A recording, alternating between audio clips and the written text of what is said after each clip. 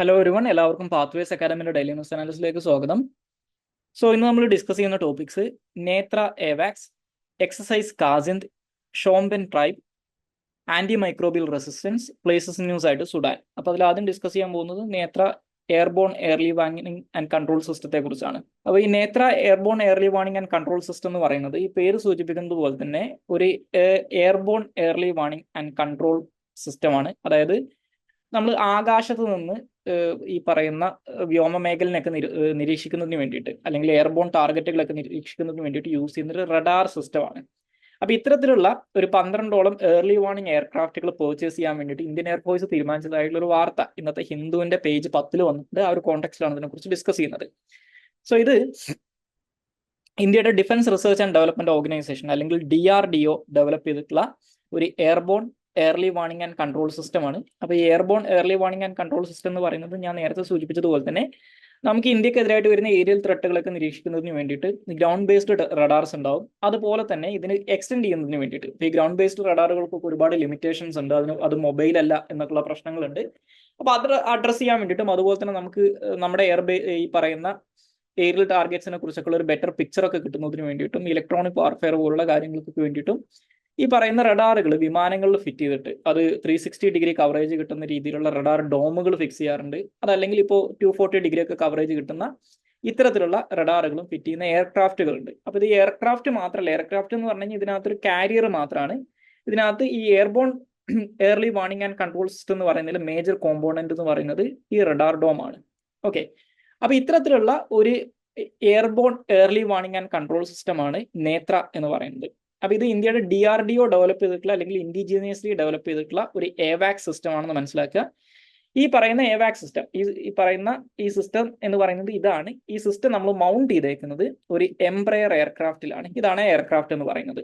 Okay, അപ്പൊ ഇത് ഏത് എയർക്രാഫ്റ്റിൽ മൗണ്ട് ചെയ്തിട്ടുണ്ട് എന്നുള്ളത് വലിയ ഇമ്പോർട്ടന്റ് അല്ല. അത് ഈ പറയുന്ന സിസ്റ്റം മൗണ്ട് ചെയ്യാൻ കേപ്പബിൾ ആയിട്ടുള്ള ഒരു എയർക്രാഫ്റ്റ് ചൂസ് ചെയ്ത് അതും മൗണ്ട് ചെയ്യാണ് ചെയ്യുക. ഇത് ക്യാരി ചെയ്യുന്ന ഈ റഡാർ ആണ് സിഗ്നിഫിക്കന്റ് ആയിട്ടുള്ളത് മനസ്സിലാക്കുക. അപ്പൊ നമുക്ക് ഇന്ത്യൻ എയർഫോഴ്സിന് ഇപ്പോൾ വളരെ ക്രൂഷ്യൽ ആയിട്ടുള്ള ചില അറ്റാക്കുകളൊക്കെ കണ്ടക്ട് ചെയ്യണമെങ്കിൽ അല്ലെങ്കിൽ ഓപ്പറേഷൻസ് ഒക്കെ കണ്ടക്ട് ചെയ്യണമെങ്കിൽ ഇത്തരത്തിലുള്ള സിറ്റുവേഷണൽ അവയർനെസ് എന്ന് പറയുന്നത് വളരെ ഇമ്പോർട്ടൻ്റ് ആണ്. അപ്പോൾ അതുകൊണ്ടാണ് 2019 ബലാക്കോട്ട് എയർ സ്ട്രൈക്കിന്റെ സമയത്താണ് നമ്മൾ ഈ നേത്ര എവാക്സ് ആദ്യമായിട്ട് ഓപ്പറേഷണലായി യൂസ് ചെയ്യുന്നത്, ഒരു ഓപ്പറേഷനകത്ത് ആക്റ്റീവ്ലി യൂസ് ചെയ്യുന്നത്. അപ്പോൾ ഞാൻ നേരത്തെ പറഞ്ഞതുപോലെ സാധാരണഗതിയിലുള്ള ഈ airborne early warning and control എയർക്രാഫ്റ്റുകൾ എന്ന് പറഞ്ഞു കഴിഞ്ഞാൽ അവർ റഡാർ ഡോംസ് ആണ് യൂസ് ചെയ്യുക. അതായത് റൗണ്ട് ആയിട്ടുള്ള റഡാറുകളാണ് യൂസ് ചെയ്യുക. അത് വലിയ എയർക്രാഫ്റ്റുകളിൽ അത് ഫിറ്റ് ചെയ്യാൻ പറ്റും, കുറച്ച് വലിപ്പമുള്ള എയർക്രാഫ്റ്റ് ആയിരിക്കണം. അപ്പൊ ഇന്ത്യ നിലവിൽ യൂസ് ചെയ്യുന്ന ഒരു ഫാൽക്കൺ എന്ന് പറയുന്ന എവാക്സ് ഉണ്ട്. അത് ഒരു റഷ്യൻ നിർമ്മിത എയർക്രാഫ്റ്റിൽ ഇസ്രായേലി നിർമ്മിതമായിട്ടുള്ള ഫാൽക്കൺ എന്ന് പറയുന്ന റഡാറാണ്, എവാക്സ് റഡാറാണ് ഫിറ്റ് ചെയ്തിട്ടുള്ളത്. അപ്പൊ അതൊക്കെ 360 ഡിഗ്രി കവറേജ് നൽകും. പക്ഷെ ഇത്തരത്തിലുള്ള റഡാറുകളുടെ കവറേജ് എന്ന് പറയുന്നത്, ഇപ്പൊ ഈ നേത്രയുടെ കവറേജ് എന്ന് പറയുന്നത് 240 ഡിഗ്രി മാത്രമാണ്. ഇത് 360 ഡിഗ്രി സിറ്റുവേഷണൽ അവയർനെസ് നൽകില്ല, 240 ഡിഗ്രി കവറേജ് ആണുള്ളതെന്ന് മനസ്സിലാക്കുക. ഓക്കെ, ഇനി നമുക്ക് അടുത്തതായിട്ട് ഡിസ്കസ് ചെയ്യാനുള്ളത് എക്സസൈസ് കാസിന്ത് 2024 കുറിച്ചാണ്. അപ്പൊ ഇതിനെക്കുറിച്ച് ഡിസ്കസ് ചെയ്യാനുള്ള കാരണം ഈ എക്സസൈസുമായിട്ട് ബന്ധപ്പെട്ട് ഇന്നലത്തെ ഇന്ത്യൻ എക്സ്പ്രസിനകത്ത് ഒരു ആർട്ടിക്കിൾ വന്നിട്ടുണ്ടായിരുന്നു. പക്ഷെ ആർട്ടിക്കിളിനകത്ത് ഈ എക്സസൈസിനെ വിളിച്ചിട്ടുള്ളത് കാജിന്ത് എന്നാണ്. ഇത് ആക്ച്വലി തെറ്റാണ്, ഇതൊരു സ്പെല്ലിംഗ് മിസ്റ്റേക്ക് ആണ്. ഇതിന്റെ പേര് കാസിന്ത് എന്നാണെന്ന് മനസ്സിലാക്കുക. അപ്പൊ ഈ എക്സസൈസ് കാസിന്ത് എന്ന് പറയുന്നത് ഇന്ത്യയും കസാക്കിസ്ഥാനും തമ്മിൽ ചേർന്ന് നടത്തുന്ന ഒരു ജോയിന്റ് മിലിറ്ററി എക്സസൈസ് ആണ്. 2016 ഇത് ആരംഭിക്കുന്നത്. ഓക്കെ, 2016 ഒരു പ്രബൽ ദോസ്തിക് എന്നുള്ള പേരിലാണ് ഈ എക്സസൈസ് ആരംഭിക്കുന്നത്. പക്ഷെ ഇതിന്റെ സെക്കൻഡ് എഡിഷൻ തൊട്ട്, രണ്ടാമത്തെ എഡിഷൻ തൊട്ട്, ഇത് ആനുവൽ എക്സസൈസ് ആണ്, സെക്കൻഡ് എഡിഷൻ തൊട്ടാണ് ഇതിന്റെ പേര് കാസിന്ത് എന്നാക്കി മാറ്റുന്നത്. ഇപ്പൊ ഈ 2024 നടക്കാൻ പോകുന്നത് ഇതിന്റെ 8ാമത്തെ എഡിഷൻ ആണ്. ഇപ്പൊ ഇത് ഉത്തരാഖണ്ഡിൽ വെച്ച് നടന്നുകൊണ്ടിരിക്കുകയാണ്.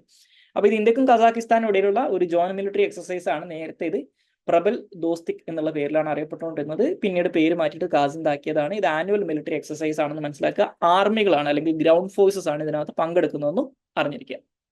ഇനി നമുക്ക് അടുത്തതായിട്ട് ഡിസ്കസ് ചെയ്യാനുള്ള ടോപ്പിക് ഷോംപെൻ ട്രൈബിനെ കുറിച്ചാണ്. അപ്പൊ ഈ ഷോംപെൻ ട്രൈബിനെ കുറിച്ച് ഡിസ്കസ് ചെയ്യുന്നതിന്റെ ഒരു കോണ്ടെക്സ്റ്റ് എന്ന് പറയുന്നത്, ഇപ്പൊ നമ്മൾ ഗ്രേറ്റർ നിക്കോബാർ പ്രൊജക്ടിനെ കുറിച്ച് ഇതിനു മുമ്പ് ഒരുപാട് പ്രാവശ്യം ഡെയിലി ന്യൂസ് അനാലിസിനകത്ത് ഡിസ്കസ് ചെയ്തിട്ടുണ്ട്. അപ്പൊ ഈ ഗ്രേറ്റർ നിക്കോബാർ പ്രൊജക്ട് എന്ന് പറയുന്ന ആൻഡമാൻ നിക്കോബാർ ഐലൻഡ്സിലുള്ള ഗ്രേറ്റർ നിക്കോബാർ എന്ന് പറയുന്ന ഐലൻഡിൽ ഇന്ത്യ പ്രപ്പോസ് ചെയ്തിട്ടുള്ള, കൺസ്ട്രക്ട് ചെയ്യാൻ സാധ്യതയുള്ള പ്രപ്പോസ് ചെയ്തിട്ടുള്ള ഒരു മെഗാ ഇൻഫ്രാസ്ട്രക്ചർ പ്രൊജക്ട് ആണ് ഗ്രേറ്റർ നിക്കോബാർ പ്രൊജക്ട്. അതിനകത്തൊരു ഇന്റർനാഷണൽ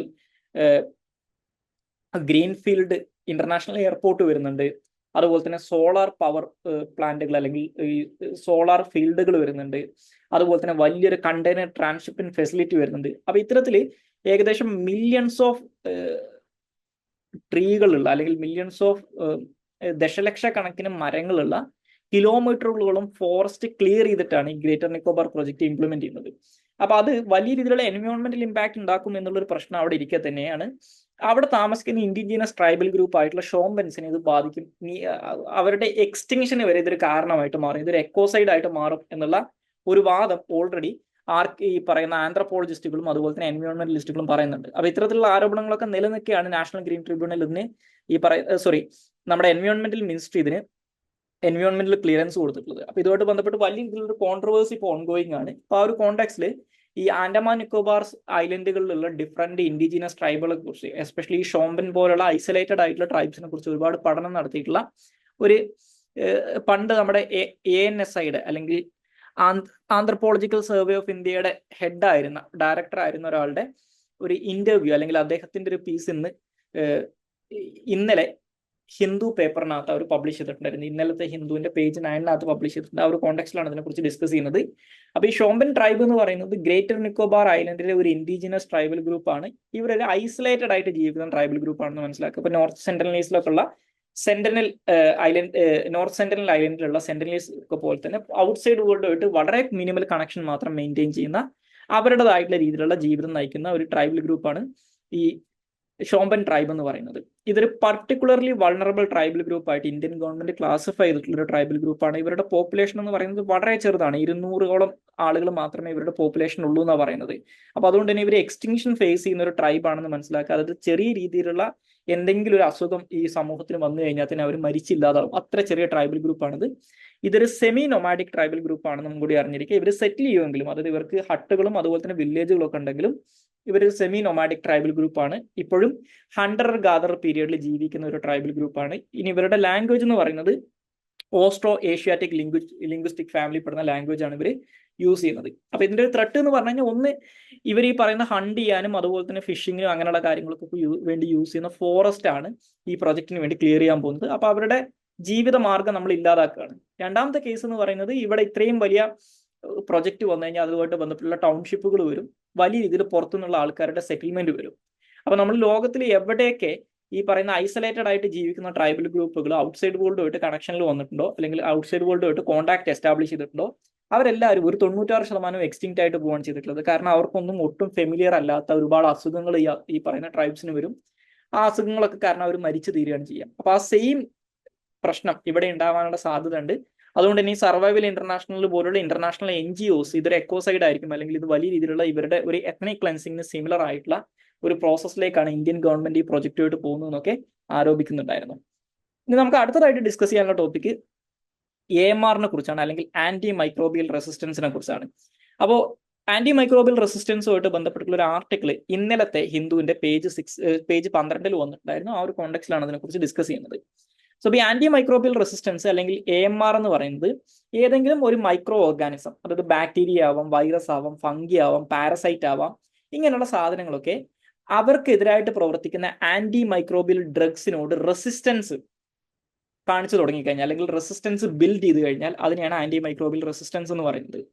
അപ്പോൾ ഈ ആന്റി മൈക്രോബിയൽ റെസിസ്റ്റൻസിന്റെ ത്രെട്ട് എന്താണെന്ന് വെച്ച് കഴിഞ്ഞാൽ, ഇത്തരത്തിലുള്ള ബാക്ടീരിയാസ് അല്ലെങ്കിൽ ഫംഗസുകൾ, വൈറസുകൾ, പാരസൈറ്റുകൾ കാരണമുള്ള അസുഖങ്ങൾ അൺകൺട്രോൾഡ് ആയിട്ട് സ്പ്രെഡ് ആവാൻ തുടങ്ങും. കാരണം ഇതിനെ പ്രതിരോധിക്കാനുള്ള മരുന്നില്ലാത്തൊരവസ്ഥ വരും. ഓക്കെ, അപ്പൊ ഇതാണ് ആന്റി മൈക്രോബിയൽ റെസിസ്റ്റൻസ് എന്ന് പറയുന്നത്. ഇത് വലിയ രീതിയിൽ ലോകം ഫേസ് ചെയ്യാൻ പോകുന്ന one of the biggest health ചാലഞ്ചസിൽ ഒന്നാണ് ഈ ആന്റി മൈക്രോബിയൽ റെസിസ്റ്റൻസ് എന്ന് പറയുന്നത്.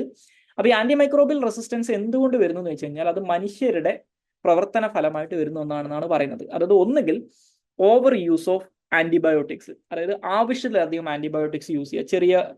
ചെറിയ അസുഖം വന്നു കഴിഞ്ഞാലും പ്രിസ്ക്രിപ്ഷൻ ഒന്നും ഇല്ലാതെ തോന്നിയ പോലെ ആന്റിബയോട്ടിക്സ് യൂസ് ചെയ്യുക. അതുപോലെ തന്നെ മിസ്യൂസ് ഓഫ് ആന്റിബയോട്ടിക്സും ഇതിനൊരു കാരണമാണ്. അപ്പൊ ഇത് ആന്റി മൈക്രോബിയൽ റെസിസ്റ്റൻസിനുള്ള കാരണമായിട്ട് മാറും. അപ്പോൾ ഇത് പല രീതിയിൽ വരാം. ഒന്ന്, മനുഷ്യർ ഇത് കൺസ്യൂം ചെയ്യുന്നതുകൊണ്ട് വരാം, അല്ലെങ്കിൽ മൃഗങ്ങൾ ഇത്തരത്തിൽ ഇത് പ്രാക്ടീസ് ചെയ്യുന്നതുകൊണ്ട് വരാം, അതല്ലെങ്കിൽ നമ്മൾ ഈ ആന്റിബയോട്ടിക്സ് ഇറസ്പോൺസിബിൾ ആയിട്ടുള്ള രീതിയിൽ ഡിസ്പോസ് ചെയ്താലും ഇത് വരാം. കാരണം ഇത് മണ്ണിലേക്കോ അല്ലെങ്കിൽ ജലാശയങ്ങളിലേക്കോ ഇറങ്ങിക്കഴിഞ്ഞാൽ അവിടെ ജീവിക്കുന്ന ഇത്തരത്തിലുള്ള ബാക്ടീരിയാസ്, വൈറസ്, ഫംഗികൾ, പാരസൈറ്റുകൾ അവർ ഇതിനോട് കൂടുതൽ എക്സ്പോസ്ഡ് ആയി അവർ ഇതിനോട് റെസിസ്റ്റൻസ് ബിൽഡ് ചെയ്ത് തുടങ്ങും, ഇതിനുള്ള ഇമ്മ്യൂണിറ്റി ബിൽഡ് ചെയ്ത് തുടങ്ങും. അപ്പൊ ഇത് കാരണം ആന്റി മൈക്രോബിയൽ റെസിസ്റ്റൻസ് ഉണ്ടാവും എന്ന് മനസ്സിലാക്കുക. ഓക്കെ, അപ്പൊ ഇതാണ് ആന്റി മൈക്രോബിയൽ റെസിസ്റ്റൻസിന്റെ കേസ്. ഇനി നമുക്ക് അവസാനമായിട്ട് ഡിസ്കസ് ചെയ്യാനുള്ളത് സുഡാനെ കുറിച്ചാണ്. അപ്പോൾ സുഡാനിൽ നടന്നുകൊണ്ടിരിക്കുന്ന സിവിൽ വാറിനെ കുറിച്ച് ഒരു ആർട്ടിക്കിൾ ഇന്നത്തെ ഹിന്ദുവിൽ വന്നിട്ടുണ്ട്. ആ ഒരു കോണ്ടെക്സ്റ്റിലാണ് ഇതിനെക്കുറിച്ച് ഡിസ്കസ് ചെയ്യുന്നത്. അപ്പോൾ സുഡാൻ എന്ന് പറയുന്നത് നോർത്ത് ഈസ്റ്റ് ആഫ്രിക്കയിൽ ലൊക്കേറ്റ് ചെയ്തിട്ടുള്ള ഒരു വലിയ രാജ്യമാണ്. ഓക്കെ, ആക്ച്വലി പണ്ട് ഇത് കുറച്ചും കൂടി വലുതായിരുന്നു.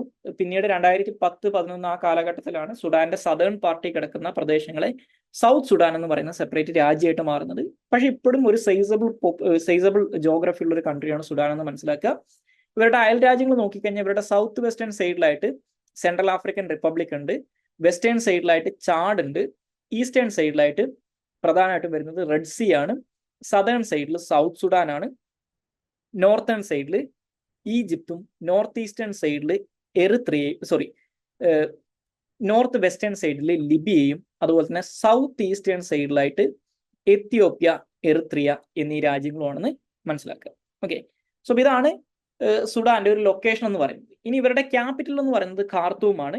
ആഫ്രിക്കയിലെ 3rd largest in terms of territory, മൂന്നാമത്തെ ഏറ്റവും വലിയ രാജ്യമാണ് സുഡാൻ എന്ന് പറയുന്നത്. ഇനി അതുപോലെ തന്നെ ആഫ്രിക്കയിലെ പ്രധാനപ്പെട്ട റിവേഴ്സിലൊന്നായിട്ടുള്ള നെയിൽ റിവർ, ഈ നെയിൽ റിവർ ഫോം ചെയ്യുന്നത് ഇവിടെ വെച്ചിട്ടാണ്. അത് നെയിൽ റിവറിന്റെ പ്രധാനപ്പെട്ട പാർട്ടുകളായിട്ടുള്ള ബ്ലൂ നെയിലും വൈറ്റ് നെയിലും കൂടിച്ചേർന്ന് ഒരുമിച്ച് ഒഴുകുന്നത്, ഒറ്റ റിവറായിട്ട് മാറുന്നത് ഈ സുഡാന്റെ ക്യാപിറ്റൽ ആയിട്ടുള്ള ഖാർത്തൂമിൽ വെച്ചിട്ടാണ്. ഓക്കെ, അപ്പൊ ഇത്രയും കാര്യങ്ങളാണ് ഇന്നത്തെ ഡെയിലി ന്യൂസ് അനാലിസിനകത്ത് ഡിസ്കസ് ചെയ്യാനുള്ളത്. So thank you all.